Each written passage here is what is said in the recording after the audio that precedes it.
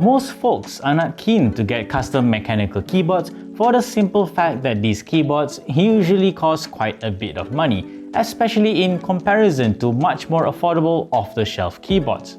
In a bid to appeal to these consumers, more vendors are releasing budget-friendly custom keyboards, including this one right here, the KBDfans KBD67 Lite.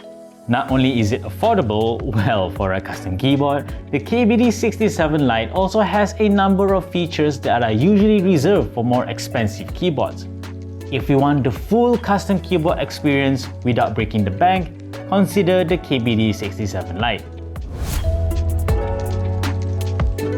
First of all, what exactly is the KBD67 Lite?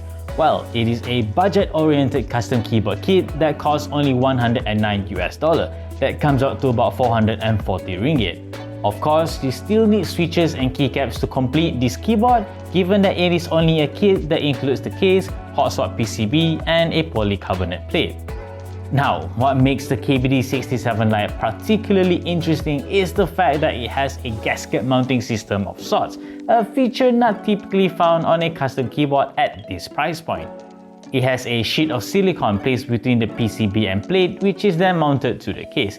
While this is not exactly a true gasket mounting system, it is not inaccurate to describe this as a gasket-mounted keyboard either. Aside from that, the KBD67 Lite supports screw-in stabilizers as well. Again, this is not a feature you normally find on a budget keyboard like this, which usually uses less desirable plate-mounted stabilizers. I'll elaborate in the following section on the difference between these two types of stabilizers. Next, we have the KBD67 Lite's good qualities, which has to be its gasket mounting system. Thanks to this custom keyboard has a cleaner, higher-pitched sound signature than keyboards with a different mounting system. Coupled with the polycarbonate plate, the KBD67 Lite offers a typing experience that isn't as stiff as, say, the NovelKeys NK65 Entry, which I have previously reviewed. That particular keyboard has an aluminum plate and a modified top mount system. And then there's the cherry screw-in stabilizers of the KBD67 Lite. They feel very solid and free of any rattle right out of the box. This is quite surprising given that the housings of the stabilizers are not actually looped, only the wires are looped. That being said, since the housings are dry, the mod keys do feel sticky and scratchy, especially the left shift. So the reason why screw-in stabilizers are preferred over their plate-mounted counterparts is simple. The former is a lot more secure and tight. After all, screw-in stabilizers are actually, well, screwed into the PCB itself. Plate-mounted stabilizers, on the other hand, merely clip onto the plate, which doesn't offer the same level of tightness. Really, while I absolutely enjoy using my NK65 Entry, its plate-mounted stabilizers still feel more wobbly and not as secure as the screw-in stabilizers of the KBD67 Lite. Anyway, let's move on to other positive aspects of the KBD67 Lite, such as its hot swap PCB with south-facing LEDs for the best compatibility with keycaps of various profiles. On top of that, it can be configured with VI and QMK as well, making it very easy to customize the keys to my liking. Last but certainly not least is the sheer value for money the KBD67 Lite offers. Not only is it packed with compelling features I've mentioned previously for only $109, KBD fans even included a carrying case and a cord cable with the keyboard. Sure, these two accessories are not particularly high quality, but they are more than serviceable.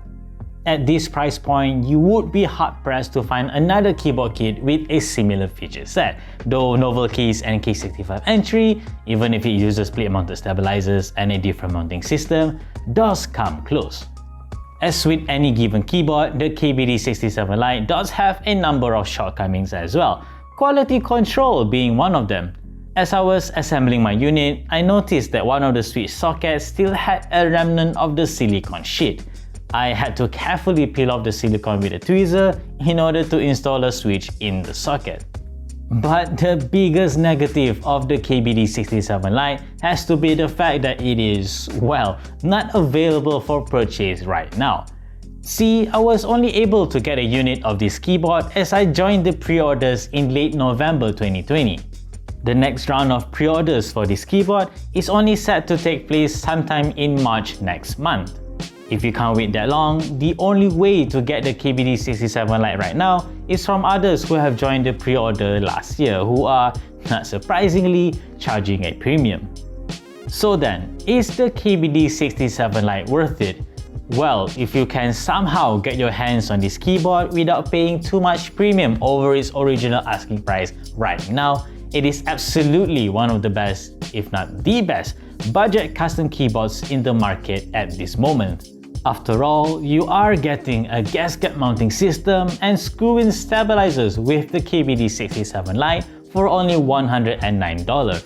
Once KBD fans manage to get this keyboard kit back in stock, I reckon it will sell very quickly. And that is it for this review of the KBD67 Lite. If you like this review, leave a like, subscribe to our channel if you haven't already, and always stay tuned for more good stuff to come here on this channel and nextriff.com.